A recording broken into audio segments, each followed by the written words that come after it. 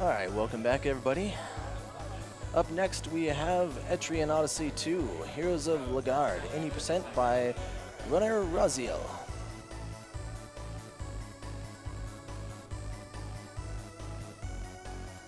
Before I hop off, I would like to remind everybody that RPG Limit Break proudly supports the National Alliance on Mental Illness, NAMI.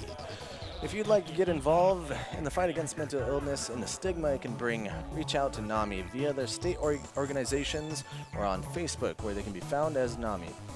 On Instagram and Twitter as @NAMI Communicate, or check out their Tumblr blog, notalone.nami.org. It's not a weakness to need help. Reach out if you think you need help.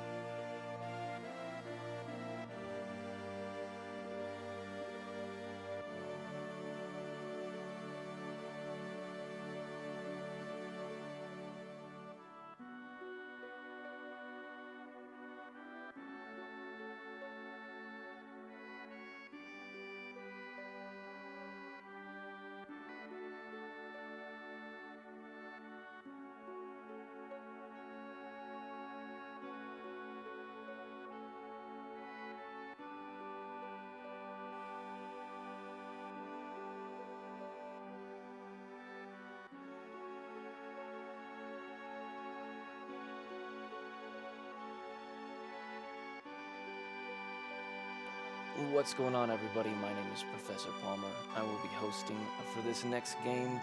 This is just a reminder that RPG Limit Break 2018 is coming to you from Salt Lake City, Utah. We are raising money for NAMI, the National Alliance on Mental Illness, which was formed in 1979 as a grassroots advocacy organization by a group of parents whose children suffered with serious mental illnesses. NAMI have maintained that focus to this very day. If you just give us a few minutes while we get the runner set up.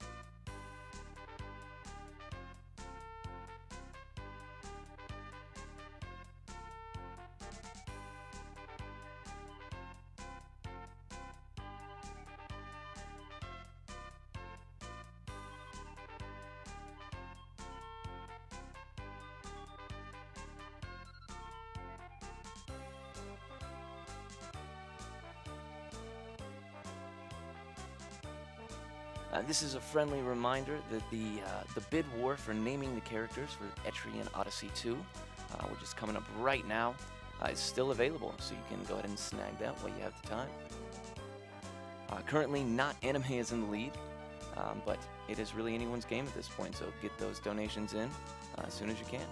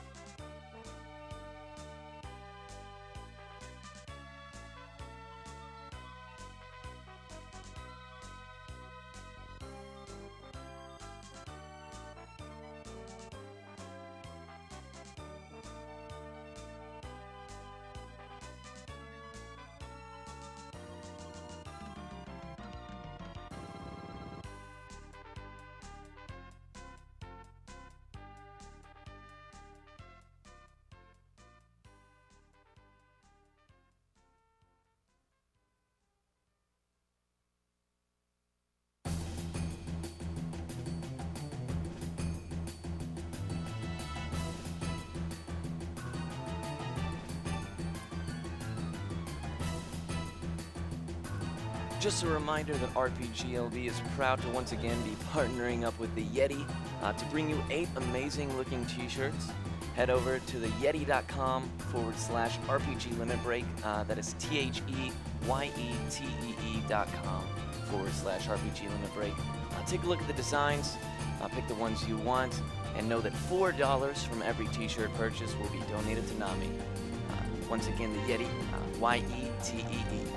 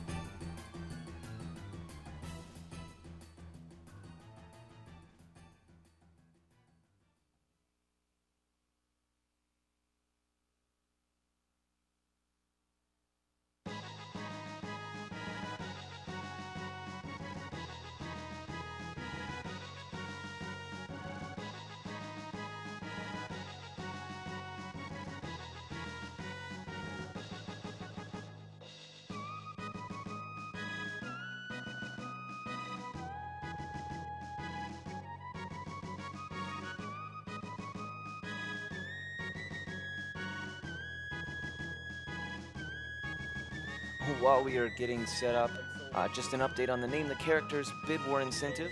Neckbard has taken the lead, but there's still time to get those donations in to snipe that title for the naming of the characters.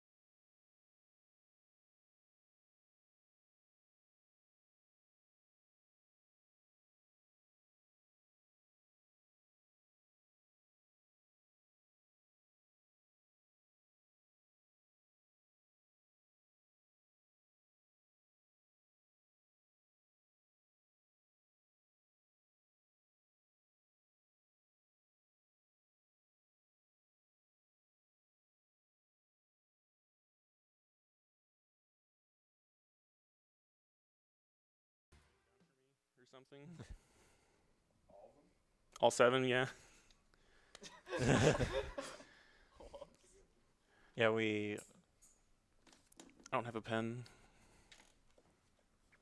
just make the characters immediately because, It's all right at the start, yeah, all right at the start.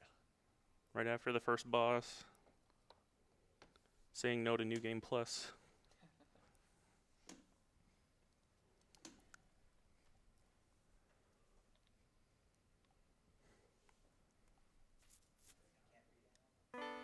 There you go.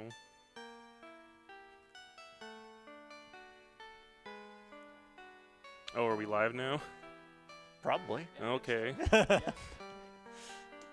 We're just waiting for the donation names to come in Yep. because we had to cut every single one of them off right at the beginning because we're going to make them all. For now, you can enjoy the language you probably can't even understand. I can. Yeah, but you learned how to read it. I did.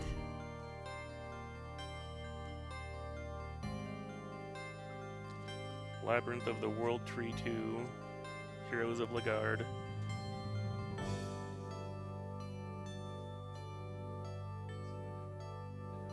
Does it actually look like Cherno's dancing now? Dang. Alright.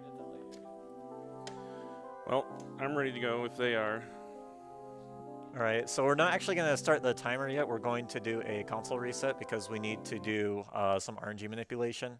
I guess I can go ahead and explain that now. So normally when we have, when we're talking about RNG, we're talking about luck, but in this run, RNG is not going to be synonymous with luck.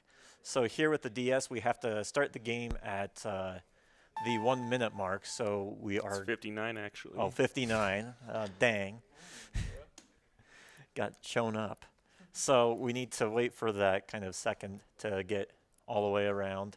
And we want to start the game at a very specific second so that we can get the RNG manipulation for time random number, which we'll just call TRNG. There's another RNG called BRNG or Battle RNG, and that will be for kind of fights and what happens in fights, and the time random number will happen for gather stuff and the encounter rate, and probably also what happens in encounter, or like what encounters you get. Gonna just wait for them to get the second. Okay. Yeah, so the main thing with TRNG is it's a lot less important throughout the entire run, but here for the first stratum, it sets up basically everything. Like Pajama said, this is controlling most of the random encounters in the first stratum as well as the drops, which will be... All right. We get the timer ready? Are you ready? All right, 3, 2, 1, go. Yeah, so it's going to be important because an item will need to be collected for making nectar, which is like the revival item, as well as just encounters in this are really obnoxious because of how force works in this game. But I'll just let Rosael enter this. We're going to enter the guild name. It's just going to be RPG Limit Break 2018. Yeah, don't worry about TRNG too much. We'll just be referring to BRNG, which Battle RNG, for the most of it. So we're gonna make a bunch of our kind of our squad. There aren't I hit the wrong button. there aren't any specific like story characters when it comes to classic Etrian games. So every single character we make, we're just gonna make right at the very beginning. Oh, I didn't put in the right, whatever, letter caps. I guess, do you want to explain what Etrian Odyssey is for people who aren't familiar with this? So Etrian Odyssey is a kind of dungeon crawler series. They first came out on the DS, and they're kind of on the Nintendo handhelds as they keep going onto the... they're on 3DS as well. So we're going to make our party of... we just made a gunner there. They're mainly designed like classic Western PC RPGs.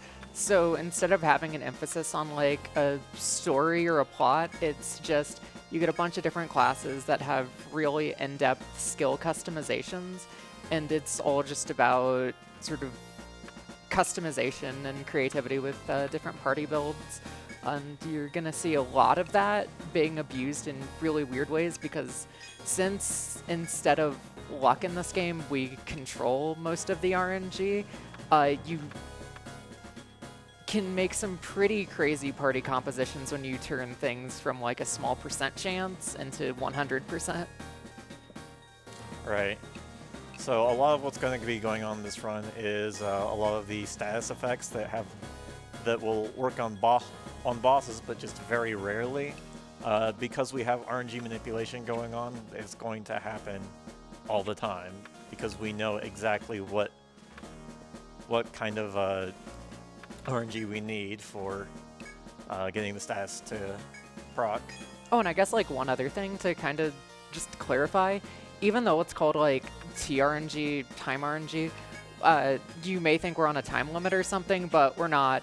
All that really means is it's the time of the DS system clock when the game is launched will determine the initial TRNG seed, which now that we have the seed, it doesn't really matter and we're not on a time limit anymore. And since I am bad at remembering names, I'm going to be checking their portraits to remember what they are. And now we get to the first mission of every good Etrian game. Make a map. So enjoy this town music for a minute. Yeah, so in the Etrian games, the very first mission that you get, you're supposed to make a map. I should explain why there's a map in the first place, is because this is a dungeon crawler, and instead of having the place kind of auto-map for you, you have to make the map yourself.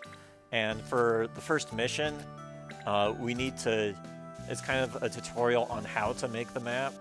So we're going to go ahead and do at least some of that map. Yeah, you're allotted some mistakes, so it doesn't need to be exactly perfect. I mean, this one does. Is it exact into? This is all we need to map, though. Oh, okay. Yeah, we're not mapping the entire section. We just need to map that part. Yeah, because that's all, the game only checks for a certain percentage of how much you map in this.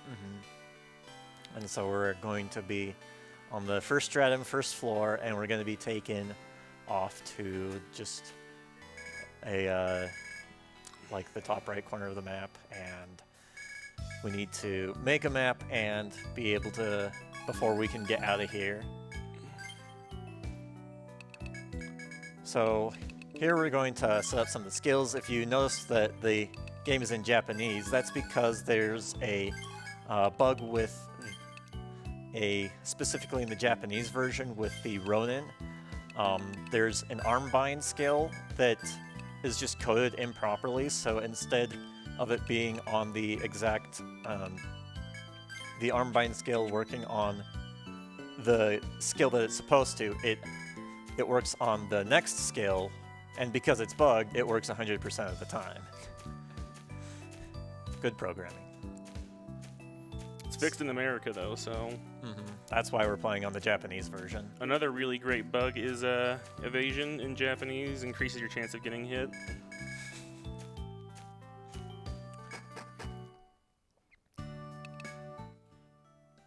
And because we did that timer and number manipulation, we didn't get an encounter through when we were walking back.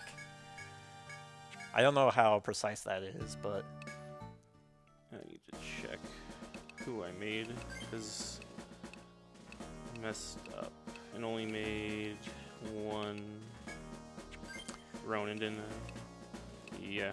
Okay. And that's why I was wondering why there was an extra name.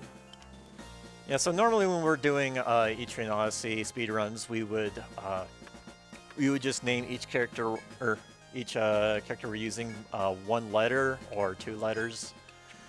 Like for a Ronin, we just name the Ronins R, and then like we already have that one R because that one Ronin because we're just going to use that Ronin for the first stratum and not be in the party for the rest of the game.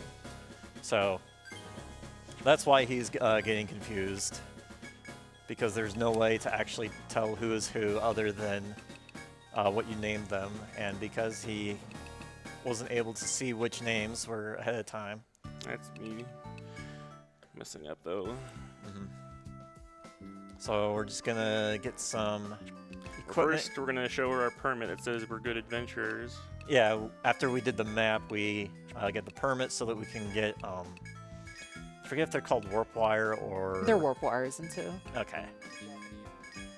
Yeah, they're in later games, and in the Japanese version, they're called, Ariadne thread. yeah, Ariadne threads. And they're just things that you can buy to escape out of the dungeon immediately. They're pretty cheap, so it's not really a matter of needing the money for them. I mean, the money right now is tight, but Yeah. it's not gonna matter after this first stratum. And you'll see that later. So now that we've got this set up, we're just going to be walking through the dungeon, and we're going to get the survivalist there, and the survivalist has a skill called Stalker, which reduces the encounter rate. We used it right there because the steps up to that point just don't increase your danger value, or like don't increase the amount of Basically, what Pajamas numbers. is saying is the encounter rate in the game, there's a certain value attached to every single tile on the field, and each tile will increase the chance of getting into an encounter by a different amount, and the first few won't increase it at all. And you can look at the bottom right corner for the danger meter. And Yeah. the more it gets to red, the closer I am to an encounter. So you see those kind of orange fuzz balls? Those are known as FOEs, which are kind of mid-boss kind of enemies, and we don't want to fight them, and we don't really need to either. In this game, they don't give anything, no experience, no, well, they give drops for good gear, but they're a real hassle to fight early on. Yeah, experience is going to be fairly tight in this game in the route, just because of how stingy the first two Etrian games were with it. I don't believe missions give experience into. Do they? Nothing Nope. except for killing enemies and bosses. Here we meet Wolfgar. No, it's Kurogane and his master. I don't remember what his master's translated name is in. I remember both names for the second remake or the remake of the game, but I prefer the originals. So here we're getting introduced to our second foe type, where they are red colored. And these ones cannot be, they're immune to being slow or put to sleep basically. Yeah, slept. we have a bard in our party, or I don't know what it actually. They are bards in Okay, this. bard. In our party that has the slumber skill, which puts FOEs to sleep, so that we can do these kind of FOE puzzles a little faster. And we're going to get an encounter pretty soon here. And this isn't a planned encounter. This is completely planned. And this is where I gotta focus. So what's going to go on here is the ladybugs will summon something called Rafflesias, and they look super scary. And they are scary, but we have 2 Ronins in our party, and the Ronins are there to use a skill called Kubiuchi, which is instant death. So we use that instant death on one of them, and since there's kind of this open slot, the ladybugs are going to summon a Rafflesia, and we are just going to do some setup here to make sure everything happens the way we want it to, and that we can get that instant death proc on every single one of them. So we're going to see just kind of a bunch of different things, like we're going to try to escape and fail to escape. That's just RNG manipulation so that everything goes as planned. So Rosael is just looking at kind of a list of commands as to exactly how he has to do it, and he can't make any menu mistake at all. Yeah, because how BRNG is advanced is every time you make a menu confirmation, that increments the BRNG value. So you saw it's called defense canceling. Hitting defend and then hitting B, that's basically the fastest and easiest way to just make a menu confirmation to advance BRNG.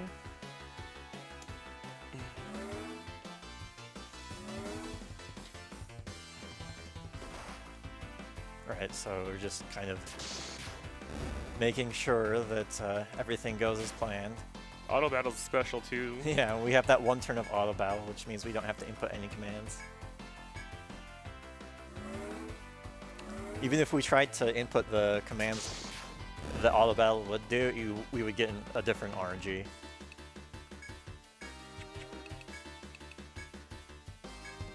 It's like this, I think this fight is about 13 turns.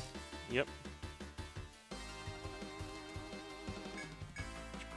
And then I guess one other thing is experience from a battle is distributed evenly across all your party members. So having the 2 party members dead will just increase the experience on the remaining ones. It's gonna be a lot more than 2. Yeah, we're just going to have the Hexer remaining, which is the Hexer is gonna name is named Tlocta. From EO1? Yep, from EO1. Hexers are pretty much the most busted class. Yep, they're the kind of status effect class. So. Uh-oh. That's bad. Well. Well, it's a good thing I made the estimate long. Gotta start it all over again. The first stratum is one of the most stressful and hardest parts of the run because of how TRNG and everything is set up. It really is just, you can't make a single mistake and everything needs to go perfectly. It was so dumb too. I actually should have hit. I was all good and I messed it up. A single wrong input just means your RNG is completely ruined and there's no room for error. Now I can make the groups right now. Well, real quickly, we do have a few donations, if you guys don't mind. Go ahead. Conrad of the Free Blade Guild donates $15, and he says, Etrian Odyssey hype. Spaceman Dan donates $15. He says, love the Etrian Odyssey games, looking forward to the run, and even in a donation comment, FOE. We have a $30 donation from Aninzaras, and he says, great event as usual. And we have a $15 donation as well from Anonymous. And he says, playing the ADD, depression, anxiety roulette makes sleeping interesting. But I just had to stay up to at least catch the beginning of the EO2 run, as Etrian Odyssey is a series I fell in love with a few years ago and have been playing ever since. It helped me through some tough times, so it warms my heart to see it being run for such a good cause. Plus, you know, seeing a game utterly broken at the whims of the runner, I saw some of the team makeup, and I'm wondering how those classes, other than the Hexer, because Hexer is OP, will make the run so short. Good luck to the runner, and because I can't resist, even in your marathon, FOE. FOE. So the FOE thing is I don't there's support Yoshi's memes. No memes. No memes? Okay, no memes. Dang. What do we have Cerno here for then?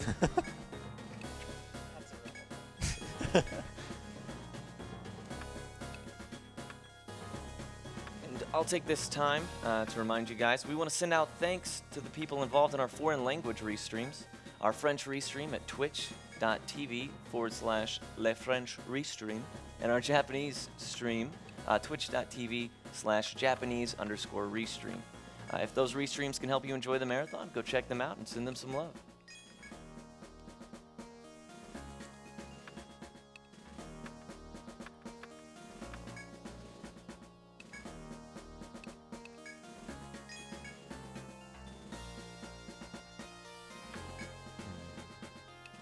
And I will remind you guys that we are here at the University of Utah, and we are raising money for NAMI, the National Alliance on Mental Illness. Nationwide, 37% of students with a mental health condition, age 14 and older, drop out of school, the highest dropout rate of any disability group. There are 44.5 million people in the U.S. living with anxiety disorders, and 16.6 million people living with major depression. And NAMI is out there helping these people via their grassroots campaigns and their 3 pillars: education and support, awareness, and advocacy. So definitely get those donations in while you can. It's all for a really great cause.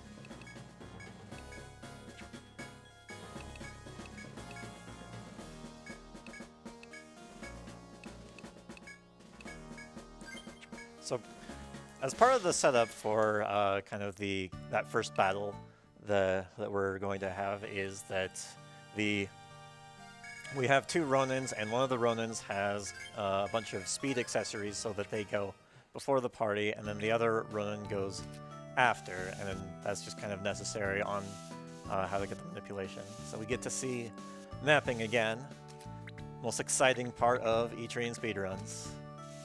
And I guess like one other thing to maybe just explain since we're saying this again, one of the reasons it's kind of weird, since you can manipulate BRNG so well, why you actually need to manip the first stratum with TRNG is because the only other real alternatives to like the old route, which didn't manipulate the TRNG at the start, in this game, kind of the limit breaky type skill, Force.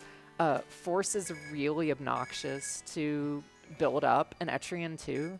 So 50 turns. The old route would involve defending against a very specific encounter with a bunch of medicas for 50 turns, and you needed to do that twice, and it was random if you even lived through that 50 turns or not.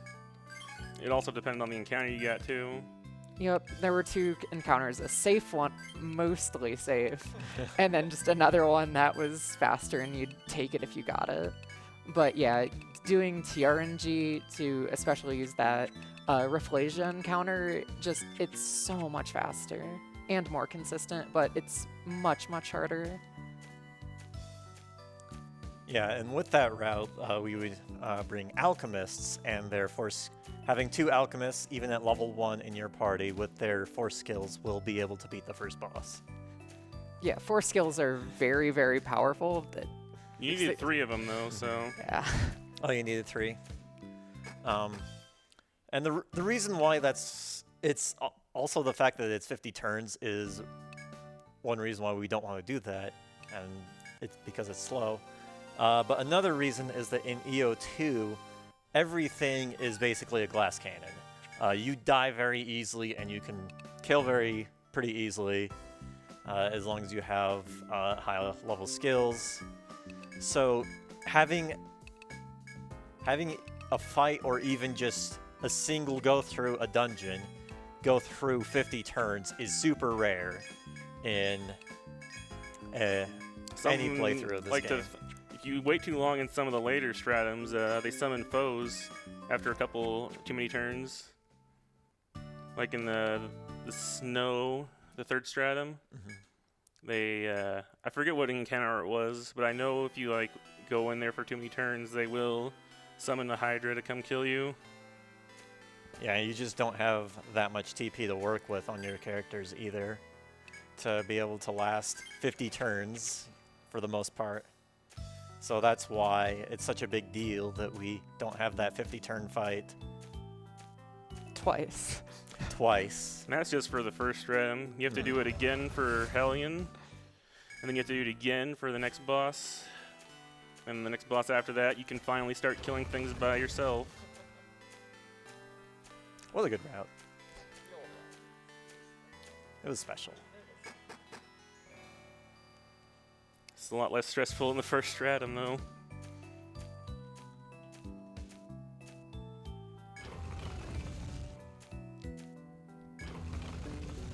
So we can see more orange fuzzballs.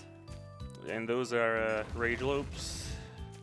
The classic first AO, A-Leaf, FOE. I mean, the first foe you see on floor 1 is a dinosaur. T-Rex. It doesn't move though, because it's injured. Yep. Well, I thought it was asleep. I don't even remember. I thought it was injured. I mean, it was a while since I last played this game, so None of us are lore masters. sorry to disappoint you all. We don't know the extensive EO2 lore. We didn't All play that well. story mode in Untold 2.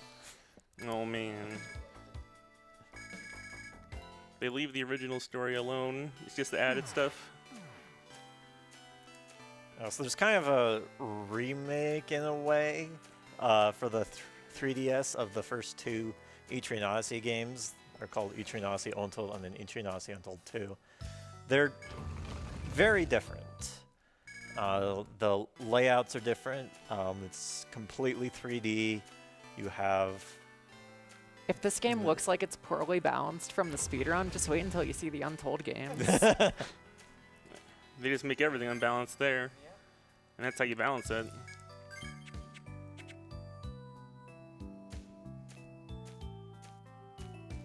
We have one more donation if you guys don't mind. Yeah, let's get one donation in just before we have the encounter. Yeah, absolutely. This is a donation from Sharky for $4. It says it's 4 a.m. Here are $4. Thank you, Sharky. Appreciate it. All right, this time we'll just let him concentrate for the entirety of this.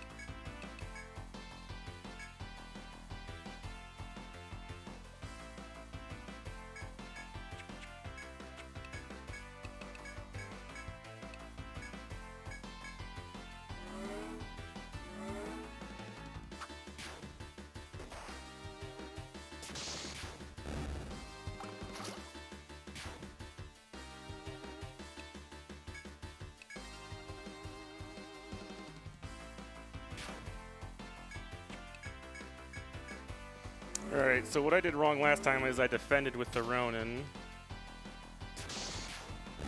And that's what's supposed to happen. There you go. Good job.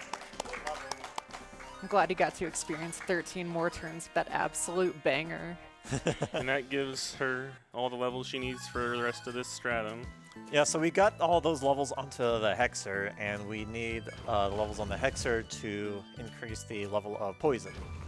And that's what we're going to be using for the first boss. You saw there that Poison against the bug did 25 damage. It's going to be doing quite a bit more, because we don't want to fight the first boss of the game with just 25 damage at a time. That's not going to work. Yeah, a lot of stuff scales in really weird ways, but one of the consistent weird scalings is Poison always deals very, very high base damage in the early game.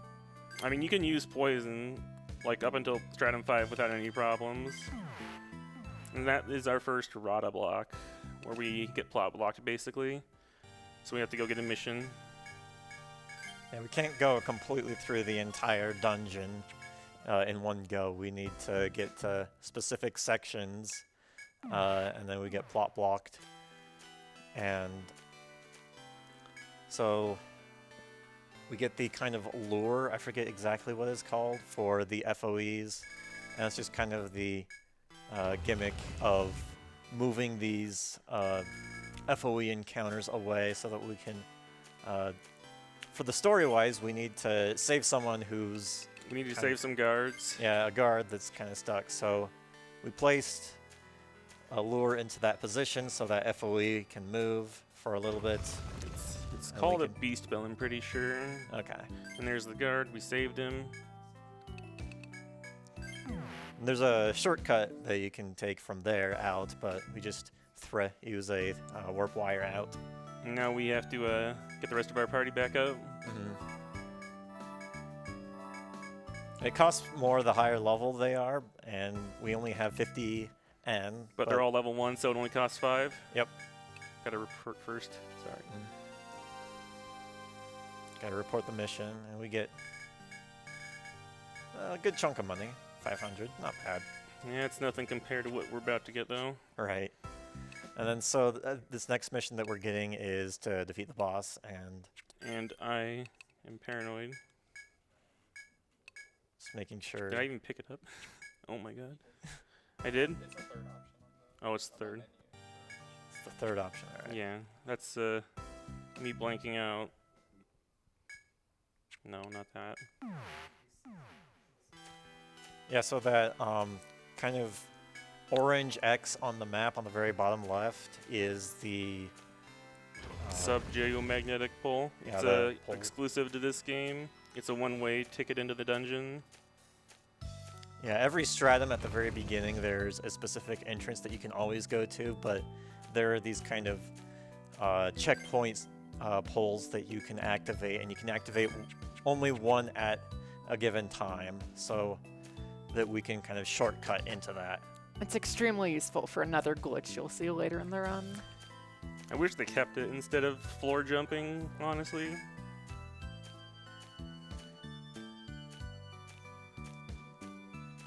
So those blue FOEs there that you saw, they just kind of They fly over debris. they fly over things, just go around in circles. And we're about to get an encounter, but we're not getting into any encounter. We're getting into this guy. Yeah, we're going to intentionally run into an FOE because FOE encounters are, even though they're really scary to fight, their random encounters can be scarier because they can go first and it can be a whole number of things, and it's just easier to get an FOE and run away from it. FOEs are consistent in their placement too.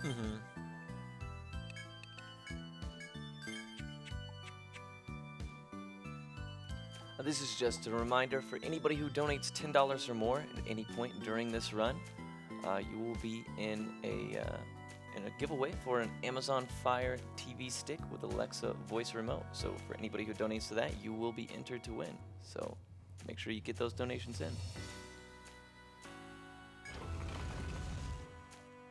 Also, another thing to note is that when you're near foes, the tiles around them usually have lower encounter rates. So the fact that it was red for a long time wasn't really all that scary because foe tiles are a lot less valued. Yeah, there's not as high of a value, encounter value on them. And here we're going to get nectar flower. I don't know what it's actually called. One of you guys that can read Japanese. Couldn't read it fast enough. You went past it.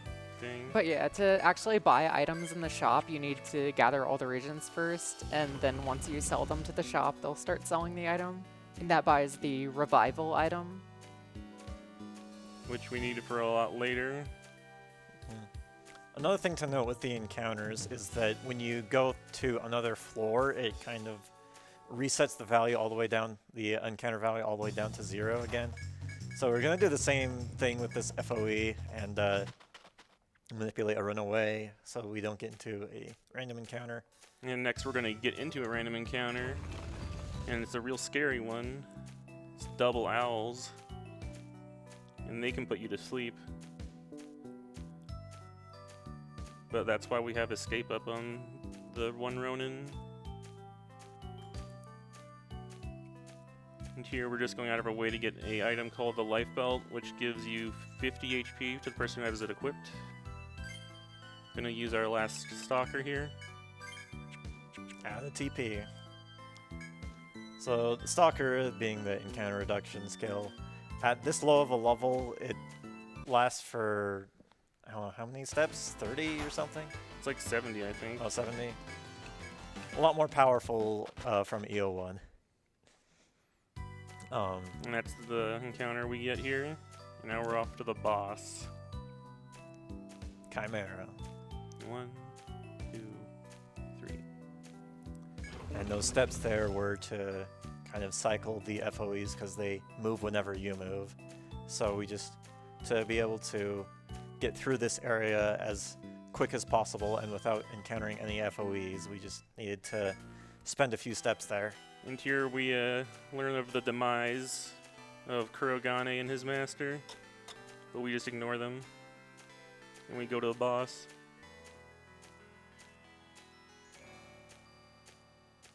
Here's the boss. Or boss room. Yeah, and boss room. the reason why we want to have our poison do a lot of damage is because he has a lot of friends. And there's one additional reason too. Bosses in this game, or enemies in general, have a special item drop. It's gold in color, and it drops usually guaranteed if you fulfill a certain requirement. And the one for this boss is he will always give you his conditional if you kill him while he's poisoned. And does that just give you more money? It gives you a lot of money.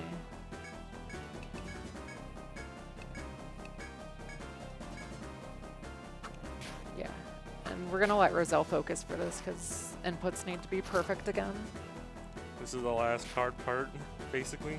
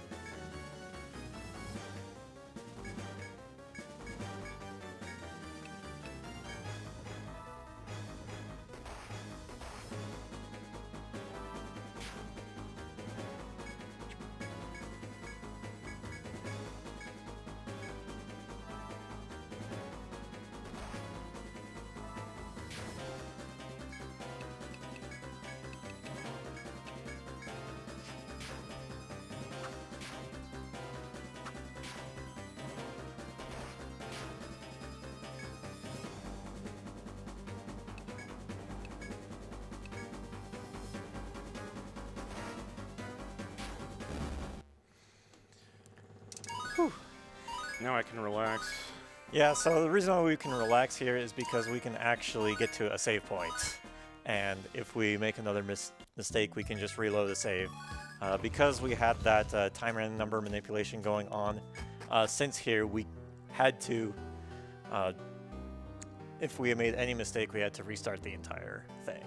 But yeah, there's another way. All of the encounters from here on out, except for a very select few, will be mapped just through BRNG, which one easy way to set that up is you can just save and reset before bosses. and Now we another have 2,000, but that's still nothing. But now we're changing our party up and saying goodbye to the R. Who? It's Tlaska. What am I even thinking? So we're going to rest our Hexer, and what resting does is it decreases the level of the character, but it means that you can respec their skills.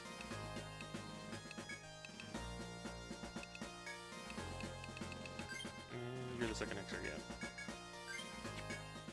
So with the levels he got on the characters in the back, one of them was the Survivalist, and the Survivalist And there's the money. has the Stalker, which decreases the encounter rate, and by getting those levels, we can boost up Stalker even further, which means that we're not likely to get another random encounter. There's one floor on the entire rest of this run where we could get a random encounter.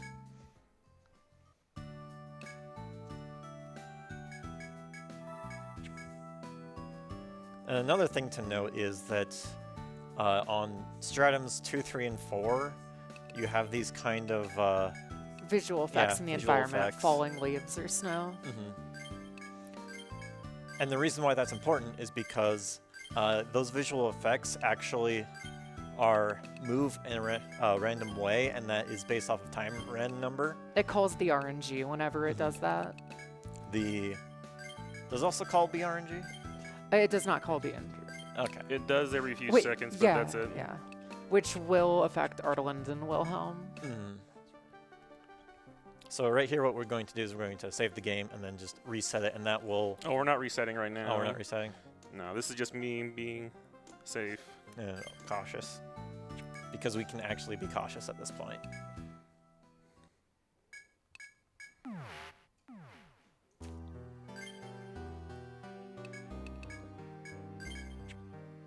In case he makes like a movement mistake or something. So now our goal is just to get to floor 7 to trigger the next mission objective, which is to go get a feather from Salamox. It's not technically post-game because you can fight him right now, but he's really tough, so we don't want anything to do with it, and he's optional. So if you notice those pink FOEs, they don't appear on the map. Also, lag. That's one of the few areas. It tends to do it in big open areas with foes.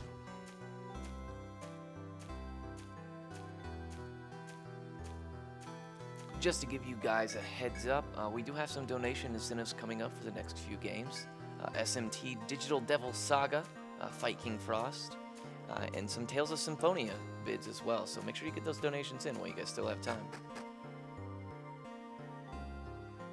Alright, we got to floor 7, and that's all we have to do to trigger the next mission. And we kind of talked over it, but selling the conditional firm Chimera gives you 30,000 N, and that's more than enough money we'll ever need for the run. So one thing he did there as well is he unlocked a shortcut. You have to go unlock the shortcut on the other side, so we don't have to go through like all the way around when we're going through floor 6 again. And I forgot to go sleep Yep. because TP is a thing. We're just sleeping tonight here because it saves some time because you have to watch it rotate around. Naps are faster than full sleeps. But you can only nap when it's daytime in this game.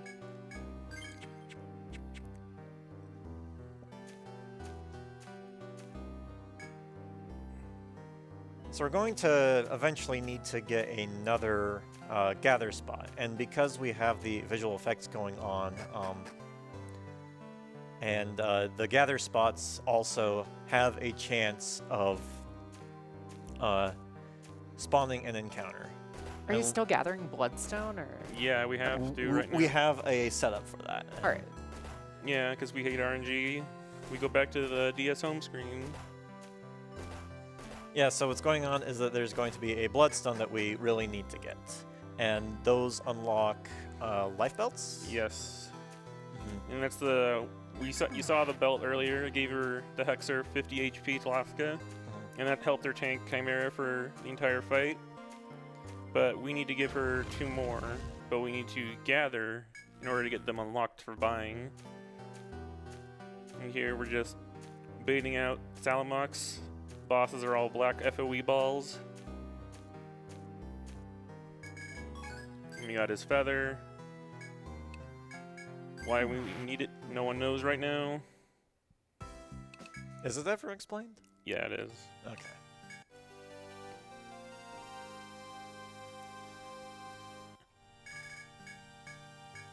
I'll explain it after the flowers. Yeah, we just go back. There are also damage tiles here, so we're just gonna run around here at 1 HP, no big deal. Yeah, Stalker's high enough level now that we don't have to worry about encounters for until floor 12, basically. Floor 12 being the only floor that we can possibly get a random encounter, just depending on what the RNG happens to be at the time. It's actually close to possible on floor 11, but I haven't had it happen yet. Also, a little shortcut here.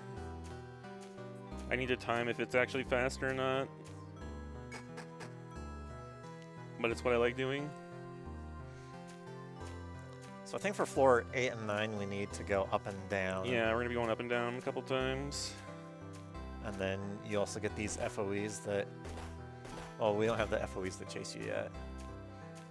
Yeah, these guys just don't care right now. We'll be seeing the ones later that want to get us bad.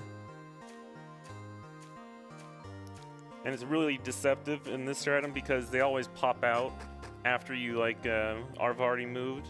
They don't load in at the start of a map like they do for other foes.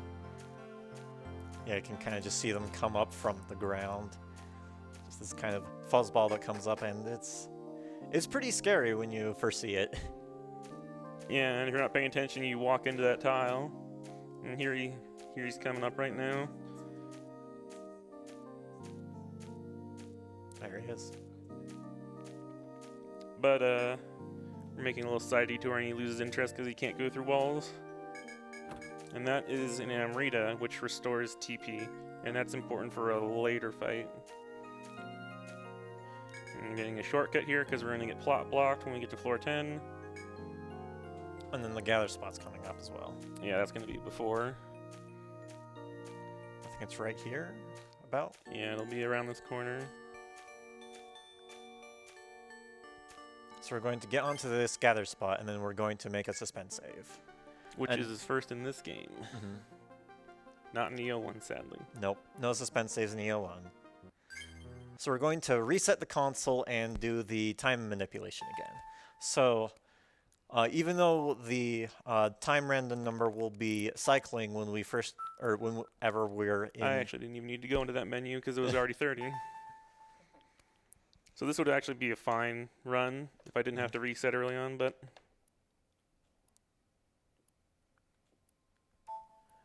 Yeah, but I had to because I was bad.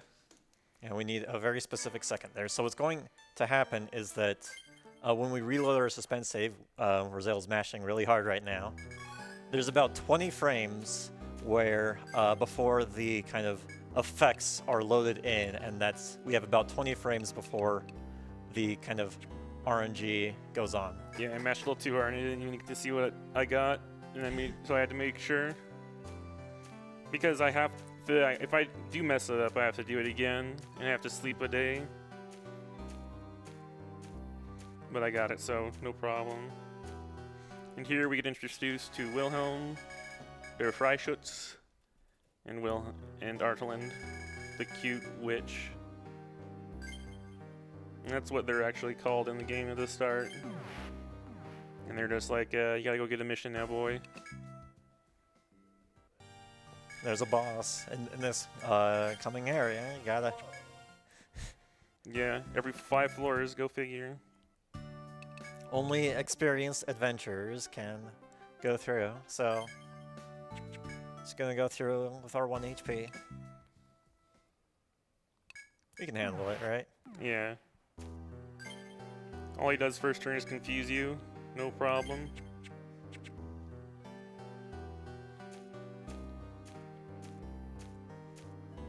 So the reason why we need the life belts is not so that we have more HP on our characters, or specifically the Hexer, to tank. Rather, we want their max HP to be higher, so the difference between their current HP and their max HP is higher. And there I'm just showing off both ways to get to the stairs. So someone can go and time it out right now, see which one's faster. I'm sure DHR is already mad at me because I had to reset. DHRGR being... Yeah, he helped out a lot with routing this game past the first stratum.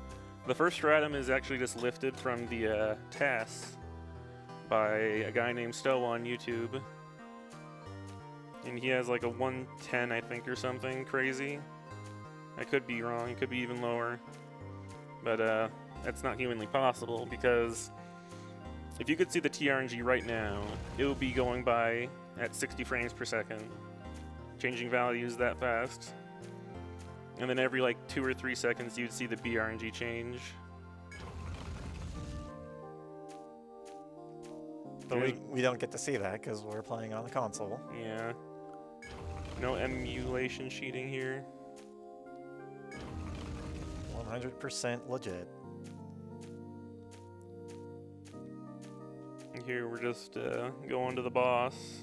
You need to kind of go around here to... It's a labyrinth.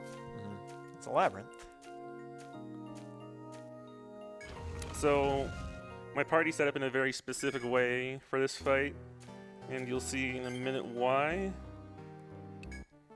So here we're just going to make another suspend save. And this is how we get around actually having to worry about TRNG and BRNG. We just suspend save 1 tile in front of the boss.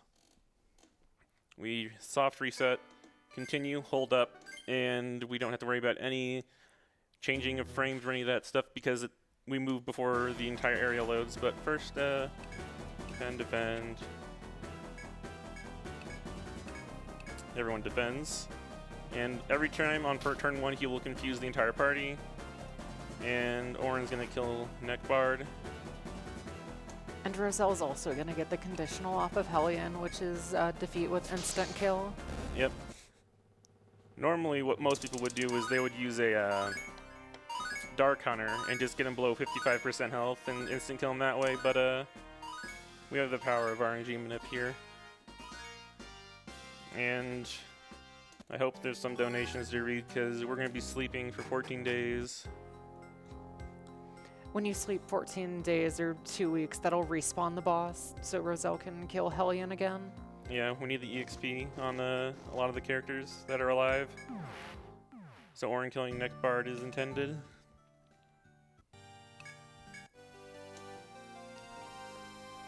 Anything? No? Okay. No, I would love to shout out to some of our designers. We would love to say thank you to Kari Fry for designing the RPG Limit Break logo, several of our sub emotes, and even some of our promo banners. Check out her work at karifry.com. That is KARIFRY.com.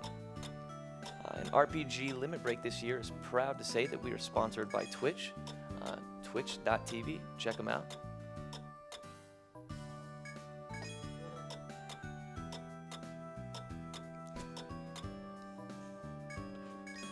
Here I'm just counting with my hands right now.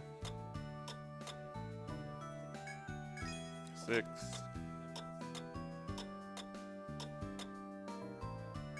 7.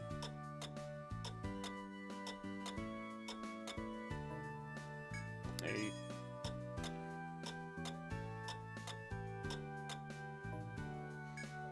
9. RPG Limit Break 2018 is coming to you live from Salt Lake City, Utah.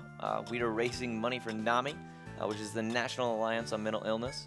which was formed in 1979 as a grassroots advocacy organization by a group of parents whose children suffered with serious mental illnesses, and NAMI have maintained that focus to this very day. So kind of what's going on with all these sleeping is that with bosses in EO2, they're the biggest source of EXP and money as well, but we just need the EXP. So the downside to that is that you have to sleep 14 times before you can respawn a boss. And with this route, we can skip having to sleep 14 times for the first boss again, but we have to fight the second boss again, Hellion.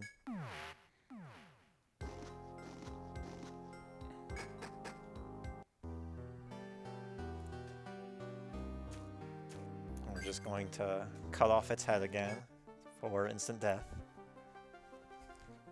Yep, same thing as the first time, except I'm going to be doing a lot more defend canceling on this one.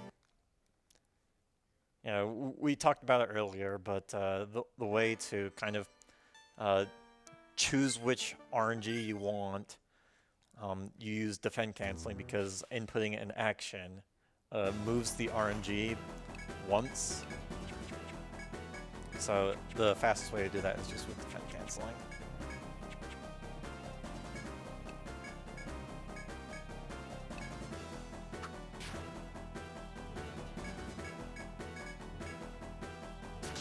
And there's just faster to get to a second turn than have to defend cancel another 20 times, basically.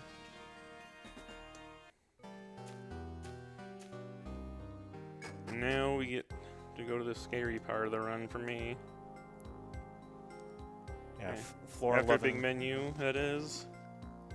Yeah, so we said this earlier, but you have floor 11 and floor 12, which have a chance of getting an encounter. So here with Tlocta, we're going to learn a skill called just Curse, I think. Revenge. Oh yeah, curse. this is Revenge. And I think to unlock that, you'll also need to get the Curse status effect. Yeah, it needs to be level 7 in order to learn it. And here we are learning the Armbind skill right now. That's supposed to bind, but it doesn't. So we get to the next skill, which actually does. And this one is going to learn Terrorize. And Suicide. And that's what the skill's called. Yeah, it's just called Suicide. Whenever anything is... The Suicide skill, what it does is it... If you terrify an enemy, it'll attack itself. And at There you max go. rank, it hits themselves 3 times. And here we are learning the most important skill, first turn. It lets an ally attack, have their turn first, faster than anything. And this is, I'm going to save before these floors, because if we get into an encounter, I'll try to escape, but if it don't, I will die. There's one alternative. If I get a really bad encounter rate at the start of floor 12, I will enter a battle with a Hydra, and they'll just knock off one of my characters instead of the entire party. Again, another instance where intentionally getting into an FOE encounter is... to run away is less scary than an actual random encounter. And here we are using bait. Well, it's not. I don't know what it's actually called. I forget. But it's the opposite of slumber, and it just works like a beast bell, where it lures enemies that can be grab their attention with. And these guys are birds. I forget what they're called exactly, but they're basically pterodactyls, for the most part. Yep, and coming up soon there's going to be an ice floor, and we have to gather each of the ice flowers, I think. Yeah, there's 4 of them, and the reason I slept till night after sleeping 14 times was because they only bloom during the night. And that's just kind of the mission that you have to do for this area. Do you have to accept the mission first? Yes. Okay. It's available right after you turn in Hellion. All right. And then we'll go over why we got them from the first place when we meet the best NPC. Here we just meet a freezing guard who's like, yeah, here's what's going on. And they're freezing. And we move an extra step there so we can get past this Hydra. Otherwise we have to go through that long slide again. Flower number 1. Looks like we have a good encounter rate though, so that's nice. This is just a friendly reminder to everybody that if you donate $75 at any point during this entire event, and that is not all at once, but cumulatively, you will go into a drawing for the Nintendo Switch with Disgaea 5 and Xenoblade Chronicles 2. So get those donations in. We have some incredible incentives coming up, so definitely check those out. The Fighting King Frost in the very next game, Shin Megami Tensei Digital Devil Saga, is pretty close to being met, so you still got time to get those in.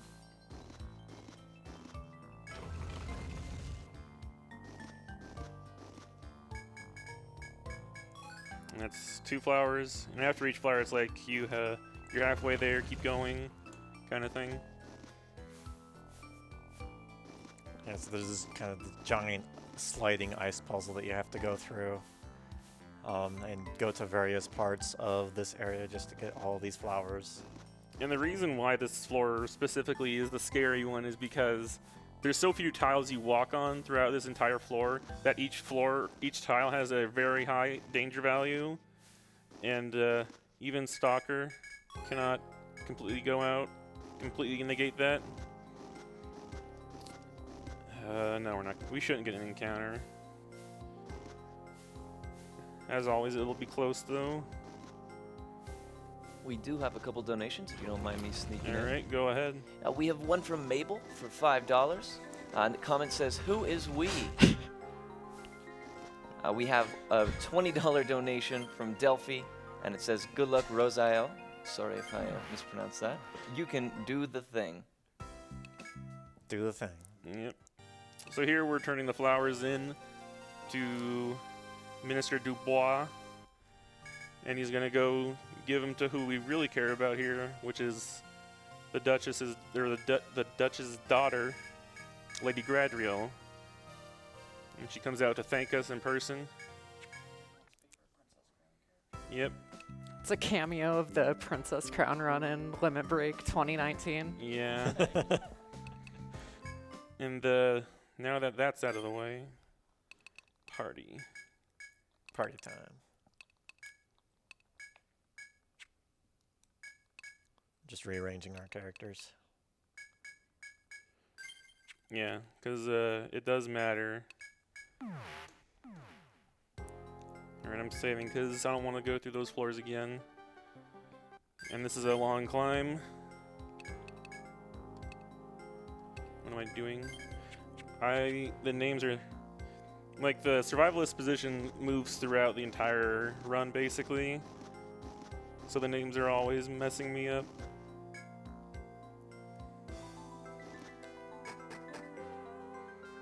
So you can't really get to floor 13 unless you turn in all the flowers. Yeah, the door will just be like, you still have a mission on this floor, go complete it. There's not even a guard there, like, telling you to do it. The game is like, oh, you still have something to do, and then you just get pushed back by an invisible force or something. It's your conscience. It happens on floor 7 as well. It's like, I think actually there's a sign there that says like the Duchy has deemed the point beyond here too dangerous for normal adventurers. Go see the Duchy to get a mission.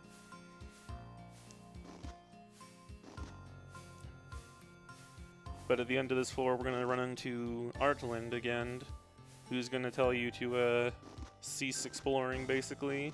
And this game's about exploring, so that's not going to happen.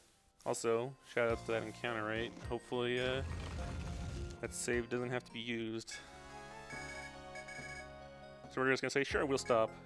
We're not going to, though, because it's just faster to mash.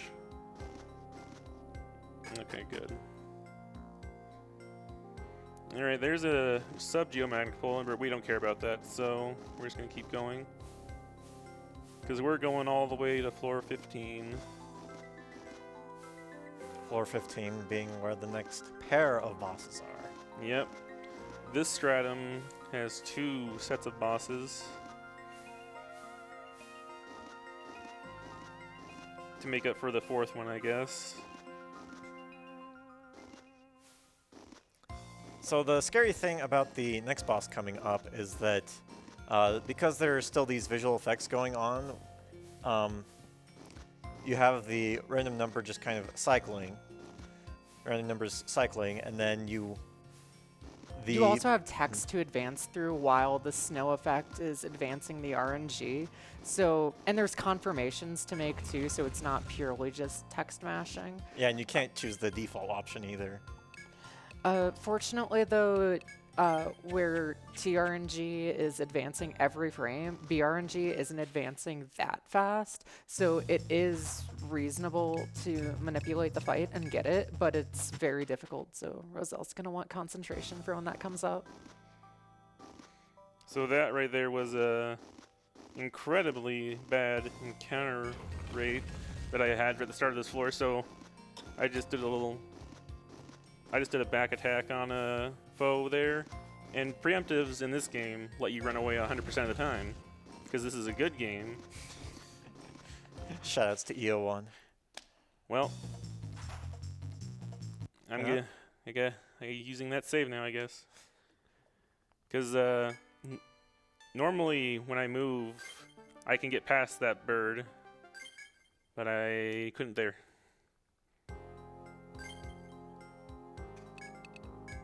Yeah, and he got back attack there as well. Yep.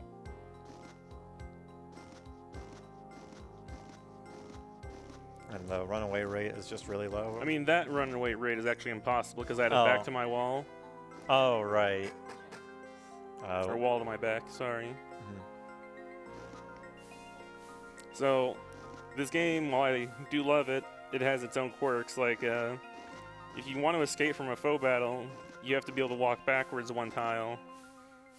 But instead of letting you walk through walls, they actually were like, yeah, you're not going to be able to escape at all. You have nowhere to escape to because there's just a wall behind you. Yep. You have your backs to the wall. No escape.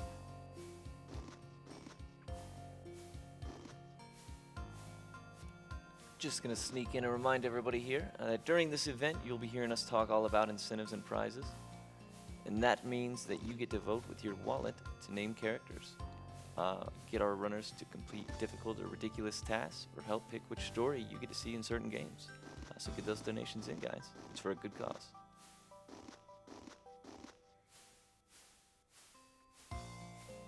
Thankfully, that mistake doesn't cost anything, like over 2 minutes, basically, though.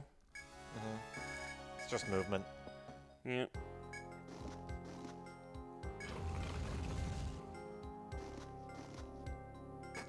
Counter rate looks better this time.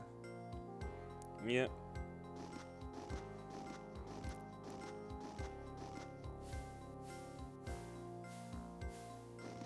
Now the number of steps to the next encounter, kind of the max danger value, whenever you go through the next floor, that doesn't reset. So by seeing that the indicator on the bottom right didn't go up all that high, we can already tell that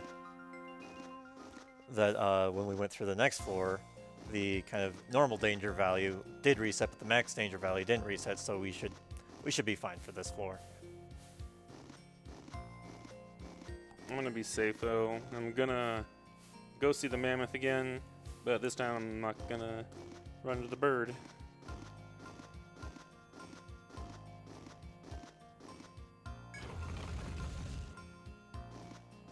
Actually, no, it should be. It's fine.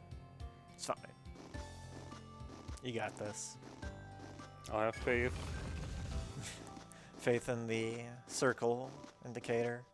And you can see what it actually is supposed to look like in that room.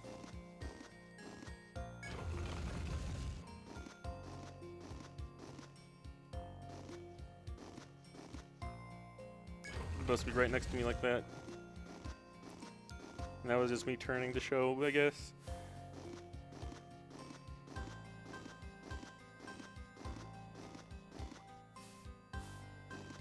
Does that have anything to do with like the time of day? The birds, no. Okay. But that is a thing that happens in one of these floors. Yeah, the Yes. wolf FOEs only move at night. We don't see any wolf FOEs. I don't know. Are they here? I don't think they're in this game. There's one wolf type FOE in the stratum that only moves during one of the times of day. Yeah, if you notice, it changed from night to day here. And I forget if that's intentional or not. Not right now, it's not, right now, no. But that is a thing that happens. That is happening after the next boss. So there I just used the lure skill to get the birds out of the way, because they'll mess with me if I try to just move right through. And because it's day, the foes on the left and right here will not be moving in this room, but there's still a bird here that we need to bait around. And he's, you'll see him in the mini-map at the bottom screen. There he is right there at the top now. And now we're at floor 15. And our only goal here is to unlock this. And then we're out of here. We need to get the mission, or No, we just need to go get life belts, get our TP back, and lower HP.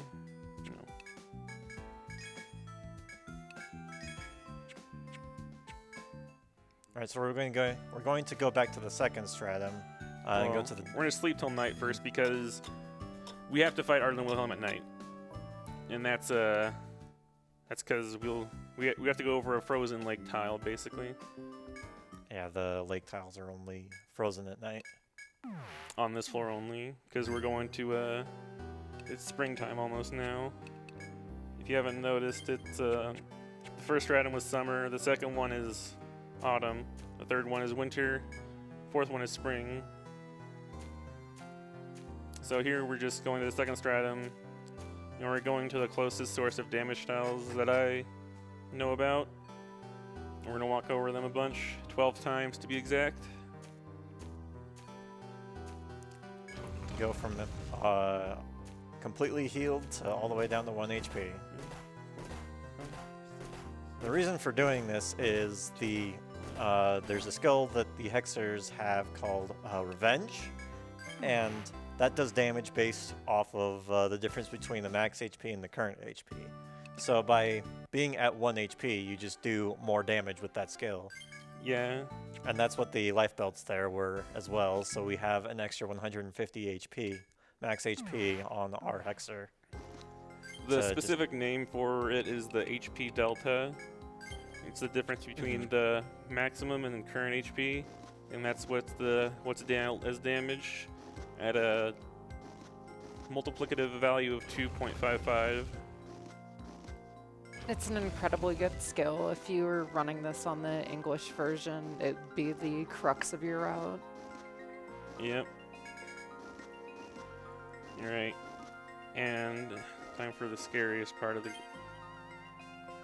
Well, Stratum 1 is the scariest part of the run, but The this second is the scariest. hardest fight in the run. So Rosael's timing his mashing here in a very specific way. He doesn't want to In go a too minute. fast, and he doesn't want to go too slow. So what I'm going to do is I'm going to enter the door. I'm going to kind of take it slow. Going to hit no, otherwise I have to walk out. And then I just mash like crazy, and that should get me the BRNG I need.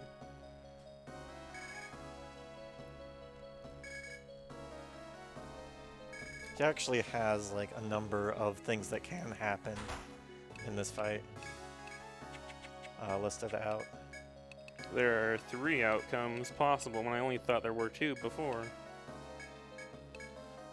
But then I went to the practice room and practiced. Okay, we got it. Now what are you going to do, Artland? 1, 2. Okay. So whether she kills one person in the front row or 2 is random. So I gotta look over here. Yeah, okay.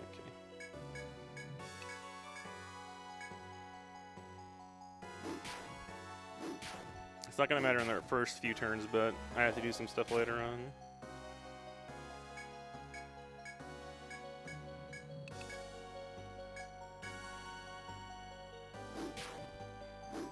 We're using, we got the fear proc on Artland there, and we used the skill Suicide so that she doesn't actually attack us, and instead attacks herself. And on the Third turn, Wilhelm. we used Amrita on the Tlafka so she could cast more Revenges. And there we cast Evil Eye just to move RNG so he stays armbound. And then it's just defend, defend.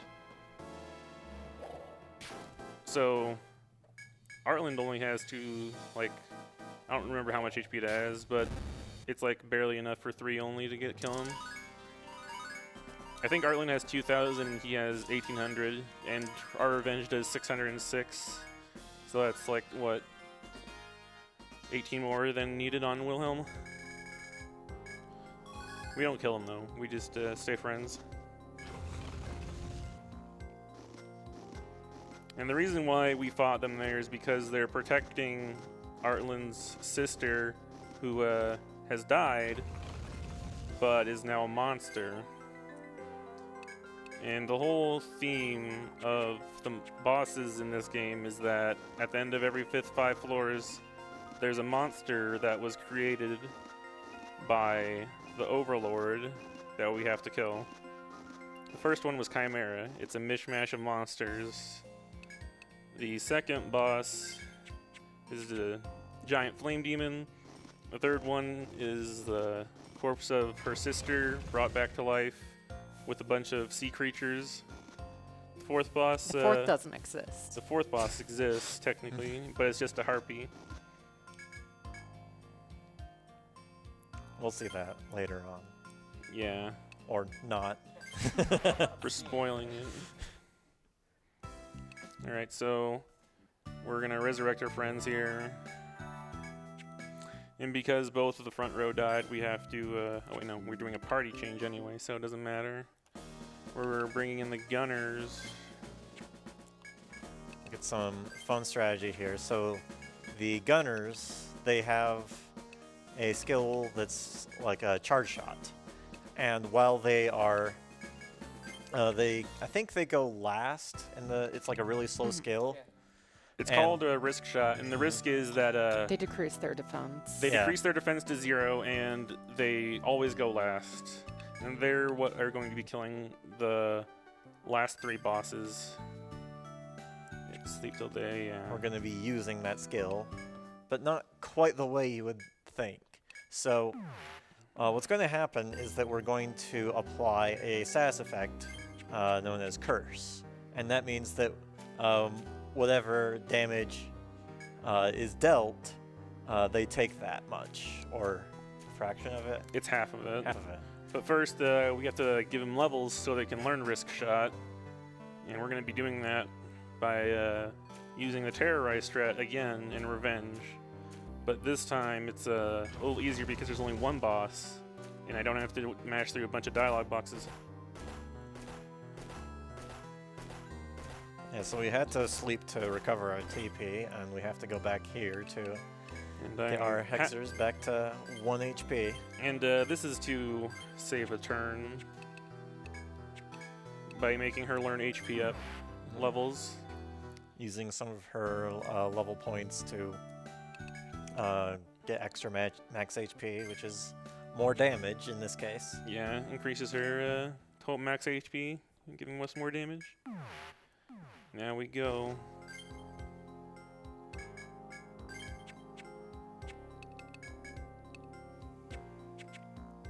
Don't worry about that yet. And this is just going to be the same setup as Hellion, where we save right before him and then just walk right into him before the map can load and do all of its things. And we hear a shrieking voice. That's what dialogue is. And here we're just not turning to save some time. And this is the fight with the most defend cancels in at the start of it, with 19.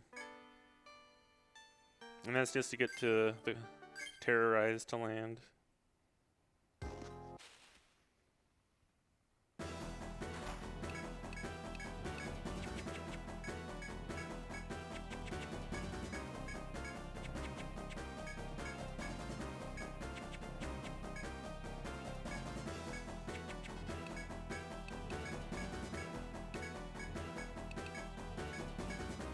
So here, first turn, terrorize. She's terrified and fearing, doesn't move anything at all turn 1.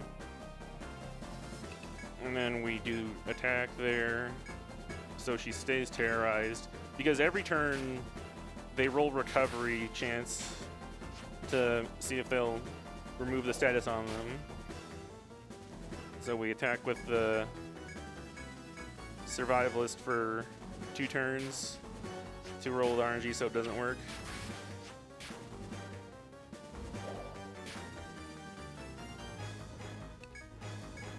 And everyone's out of TP, so now we just watch Stella die by hitting herself.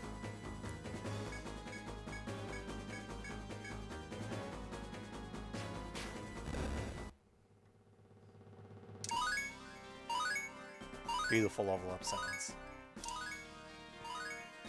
I actually usually turn it down when I hear the level up sounds in my headphones. Level up. And we didn't get her conditional there because we didn't kill her fast enough. Oh no, Yeah, I know. not going fast. And now we get to a lot of people's favorite music. We're in spring. 1, 2, 3, back. 1, 2, 3, back. 1, 2, 3, back. 1, 2, 3, and we're done. Gotta do the FOE dance. Yep. And the reason why we're not just taking the poll here is to get this trigger, to see the Birdman and be like, whoa, what's going on? So we're going to report that to the Duchy later. And they're going to tell us about a legend, about a city, or castle in the sky, rather. In an ancient pact that we're going to remember. For later, at least.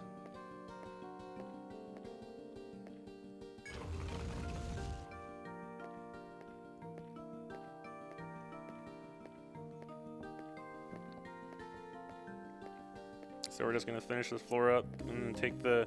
So one thing you have to do in order to activate the poles is actually interact with them. So we're going to go over here and just take it back instead of using a warp wire. And we're going to get to our final party now.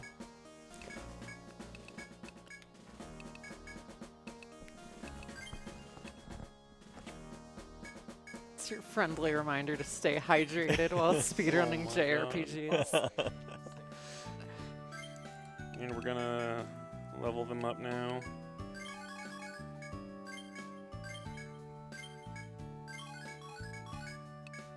And wrist shots is conveniently 1 across.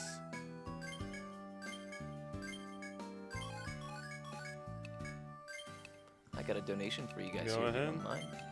As someone who works with those with mental illness to deal with everyday life, I felt that I had to donate to this event.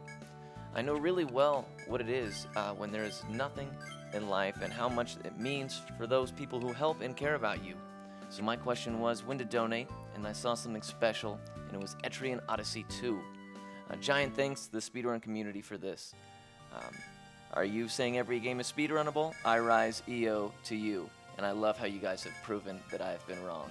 The runner may decide where this money goes if he answers to which EO is best, and why is it Etrian Odyssey 4. Oh no, it's not. And that is Hubalia with a $40 donation. Thank you so much, man. Alright, so here I'm saving because I can't mess up the movement on this stratum. And it's a long stratum. We're going all the way to floor 20 here. Should I block the comment?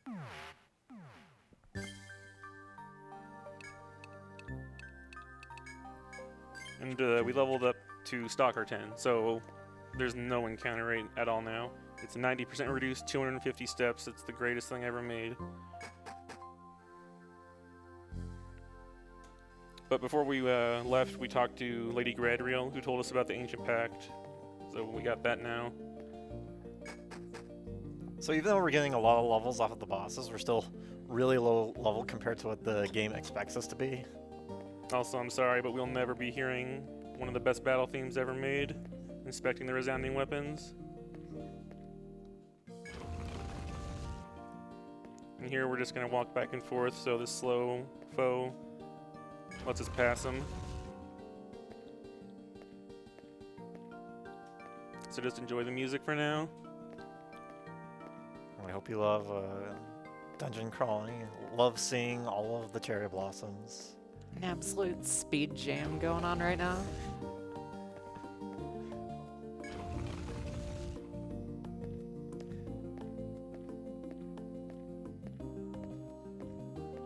The beautiful DS level 3D effects going on.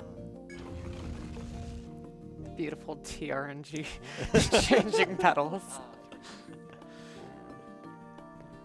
You can just see that the RNG move through the wind. It's like a Matrix effect, basically. So there we moved back and forth 7 times so we could get past that guy, and that's the only time you're hearing the falling sound effect.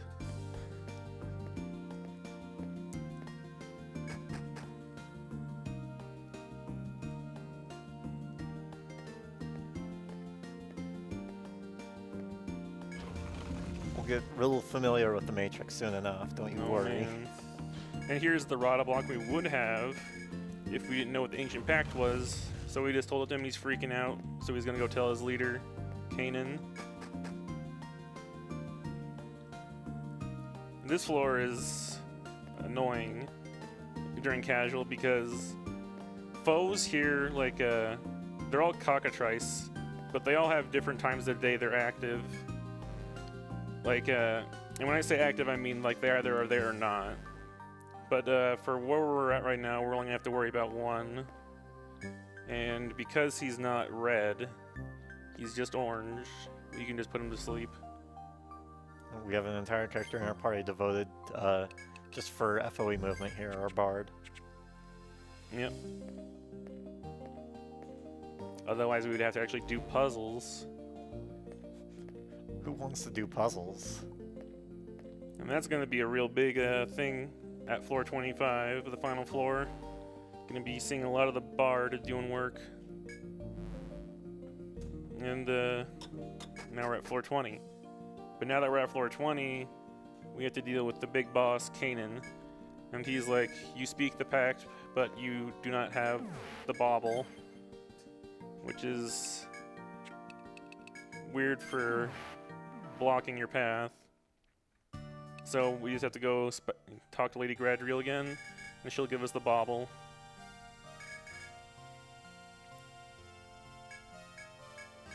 And the final mission of the game.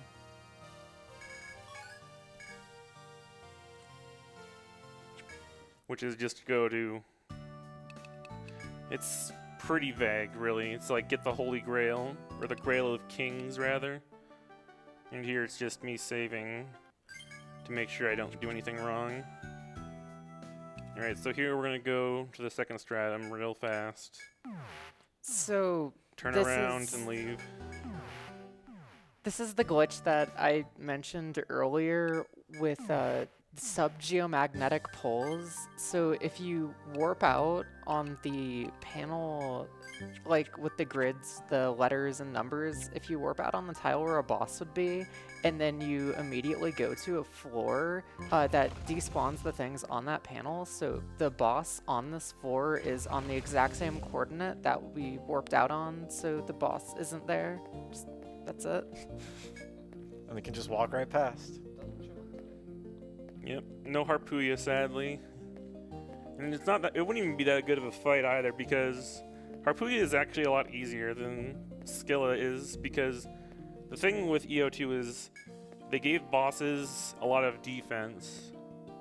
so your abilities do less damage to them. But Harpuya's defense is like the lowest of like all the bosses compared to where you are in the game. So you just like destroy her, even with like oh, and she's weak to gun. So if you just have her gunner with risk shot, or not risk shot, but like ricochet, like it annihilates her. Also, multi-target moves are usually better than the single-target equivalents in EO games. So, Rosael and Couch, if you guys don't mind my asking, which EO is the best EO and why? Oh, I think EO2 is the best, but I like broken things, and I like the Hexer, and this is the most broken the Hexer ever gets. 3 is the best because it has the best class lineup and the only sub-dungeon thing that isn't garbage. I'm a fan of EO1 personally. It's because it hits me. We can all agree that hits me everything hard. after 3 is bad. Well, 5 is pretty good from what I hear. It is. I enjoyed it. All right, so there we just talked to Kanan, and he asked a bunch of. We can ask a bunch of questions, so we just asked the first one and say we don't want any more information, and that's where the boss would have been, but she's not spawning today. And Didn't show up to work. Yep. So now we're just gonna go to the castle in the sky, the Heavenly Keep.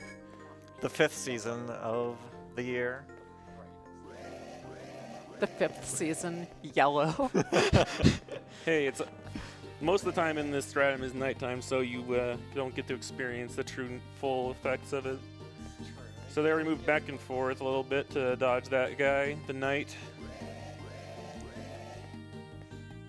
And the daytime is actually important here because we're going to be running into some hydras later on that only move during night because they're nocturnal. There's another knight. He's mad. But he can't go on conveyor belt tiles. And we're going we're going to floor 23 in this trip. And Overlord's saying, "Well done." Yeah, he looks forward to us on floor 23. So another thing with the day and night mechanic is that there are some enemies that only show up in day and some that only show up in night, and we are trying to farm for specific ingredients for like equipment or whatnot. You have to make sure that you fight them during day or night. Though it's not really that relevant in the speedrun just because we don't really need any equipment. We can just work off of status effects and life belts. The only time it was ever really, like, the day-night enemies are ever really relevant was in the original route for Etrian Odyssey 3, where you didn't want to see giant-ass birds, so you would see caterpillars instead at night.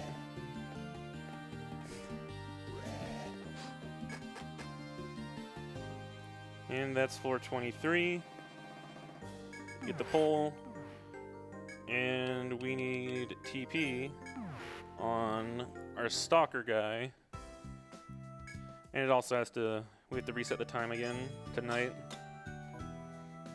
And we're going to be doing one more reset.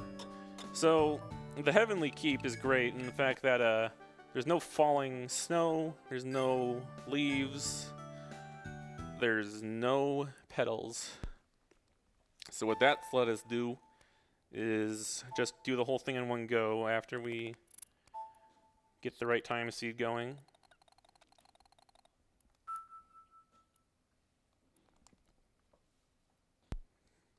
Quickly, I just want to remind everybody that there are multiple ways to support the stream. You guys can share, tell your friends, obviously donate for some of the amazing incentives we have coming up. King Frost being one of them. Oh, in the yeah. very next run. Put my donations towards that, too. Hee-ho. Hee-ho.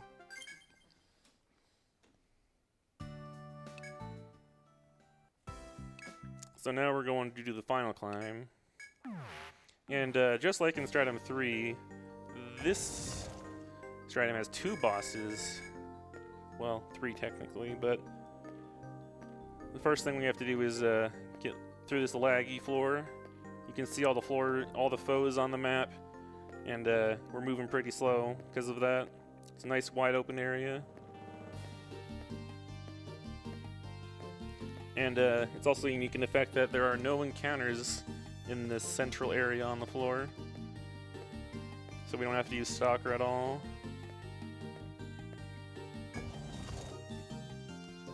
So now we get to move at normal speed. And because this game is great, it puts these annoying ass robots right in front of where you need to go that have a huge priority on speed and just full bind your party.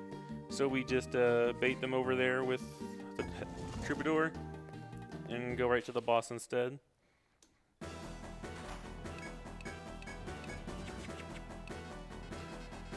That's just me being great right there. Didn't get charge shot. Oh, I got charge shot. I didn't give him a gun. Didn't give him a gun. That's funny. I have the guns bought too. I just have to equip them. They don't let you use your fingers as a gun. No finger gun.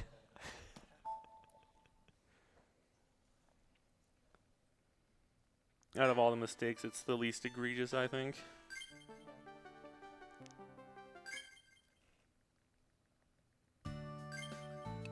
Also, every time... Oh, that's right, I equipped the life belt already, never mind. But basically, every time you go to a new thing, it's like a little tutorial too. Tells you what's going on there. Yeah, what's going on in the menu, but you already went into the equip menu. Yep. Just a couple of times. Just only need to equip a couple of things. I mean, when you do it equip from the shop, it doesn't count though. It's only when you equip from the menu in here. Like in your actual party menu.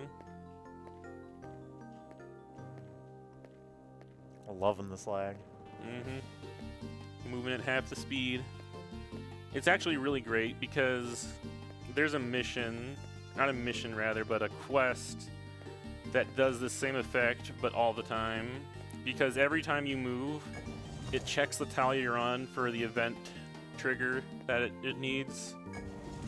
And it happens everywhere until you find the right spot.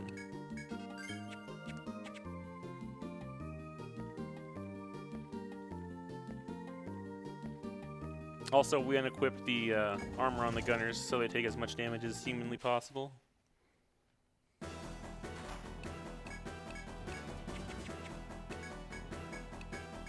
So we're going to use the charge shot on the gunners, and they take extra damage while they're charging up their shot.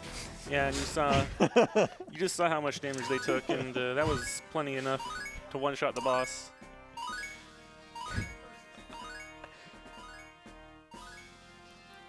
It's a bit of damage.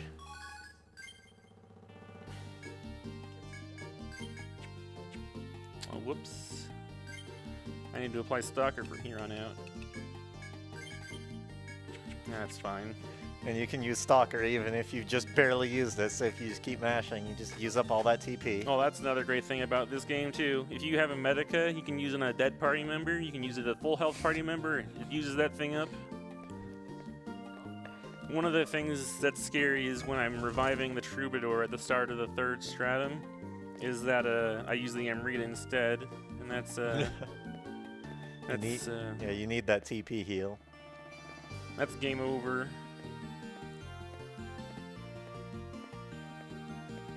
I mean, there's backup Amritas, but they take a couple minutes to go get. So here we're just gonna be climbing for a little bit. I'm gonna see a lot of foes get mad and following us around.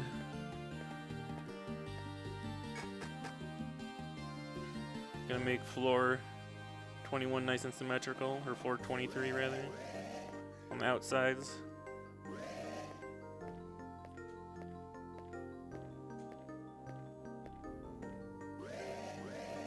Conveyor belt puzzles.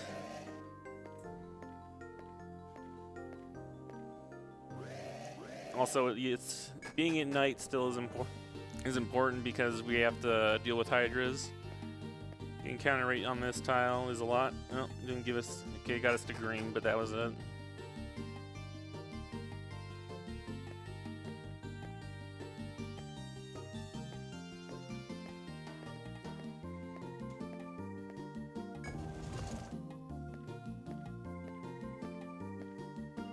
I'm waiting for foes that can open doors, dude. That's the end of the.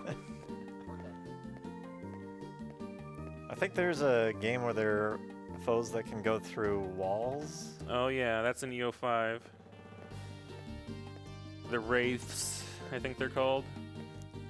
But that's Hydra number 1 that we want to get past.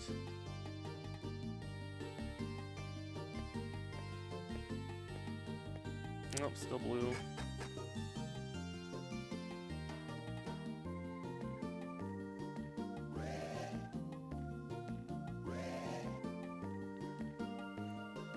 And you really don't get to experience how great these floors are, is because I know where I'm going. But a lot of them have conveyor belts that go back to the middle area and make you start all over again. Especially if you want to get those chests. Yeah, you get the chest and then you just have to go back, right? Yep. So as long as you're mapping correctly, you shouldn't fall under those traps. So it just kind of puts the mapping mechanic into the gameplay that way. And here, we want it to be daytime when we enter floor 25, because we don't want Hydras to move anymore, and we're past all the ones that we need to get past, so we're just going to burn some time here, walking back around until we lose Stalker, that little bell on the top left. Just patrolling the hallway. And we need to wait till 5 a.m. and that's when it becomes morning. Yep, I just wait till the bell starts flickering and then it's good to go. Even though it'll still turn a little earlier than that, it's just the easiest way. I keep track of it. And it's gonna turn to day right around here. Now you get to see the bright yellow. The best season of the year. It's a really beautiful stratum in the remake, I'll say that at least though. And here we get to see MVP Neckbard baiting a bunch of dinosaurs around, hearing loud noises.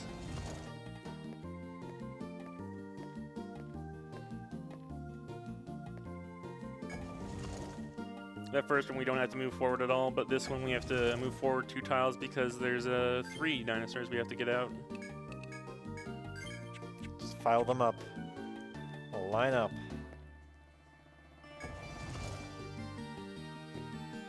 And these all are, these dinosaurs are basically the Stratum 1 dinosaurs, but armor plated. Basically the Overlord takes anything that's biological and makes it mechanical and upgrades it, including himself.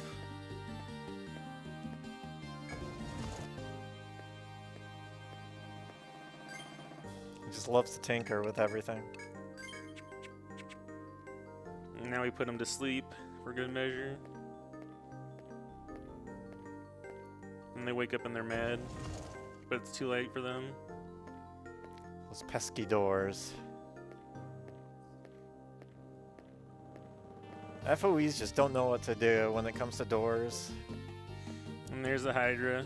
It would be nice if we could get past them, but we take a little scenic route instead.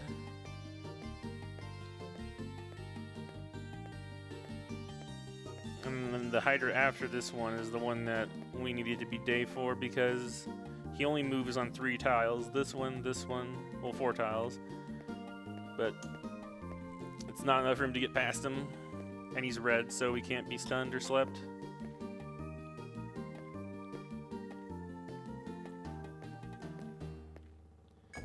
We got a giant robot following us. Got a knight in front of us. But they're sleepy boys. Sleepy robots.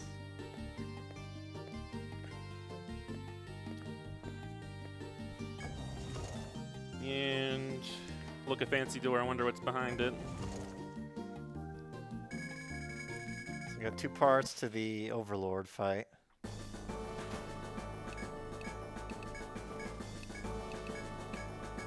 He has 2 themes. He's so cool. Terrorize it. The only RNG we need on this fight is to land Curse. Because on turn 2 he'll cast Elrad or Mac, and that's a physical counter skill. And you can see a big number here.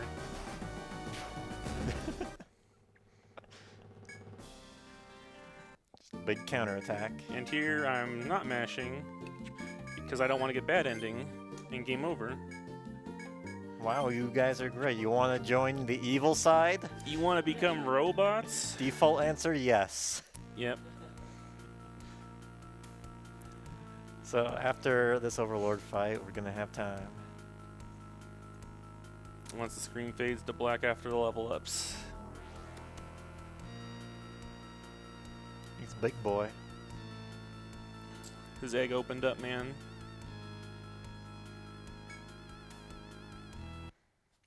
So we're scared of him, so we're just going to defend on turn 1, and he's going to show us the strat we're going to use. 1, 2, 3, 4, 5, 6, 7, 8, 9. And this is why we need 2 gunners. Because he doesn't hit hard enough. Only 10,000. Yeah, only 10,000. And that's time. Time. Oh man. I hope that didn't reset when I reset, because that would be nice. It didn't. Oh, that's... I made an underestimate.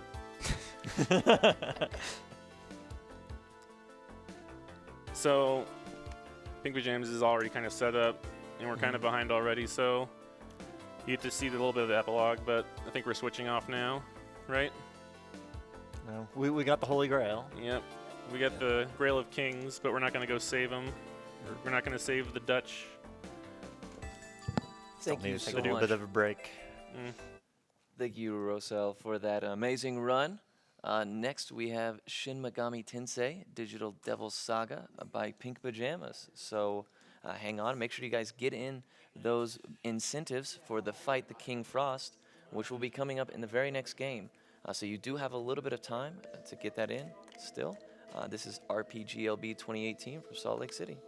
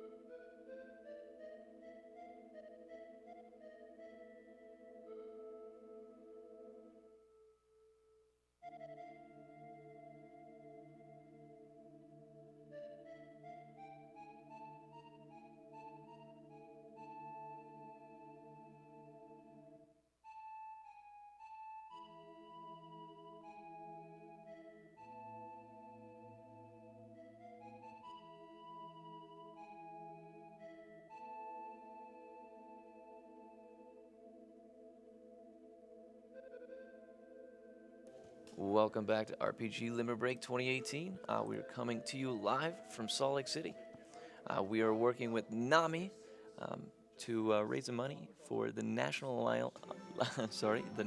Alliance on Mental Illness. It's a great cause, a really great organization. So you definitely want to get in those donations, especially for the upcoming incentives, which you are running out of time on. So a reminder that anybody who donates at any point during this marathon. $75 total donations will put you in for the drawing for the Nintendo Switch with Disgaea 5 and Xenoblade Chronicles 2. So you guys have until the end of the event to get the donations in to be counted for that.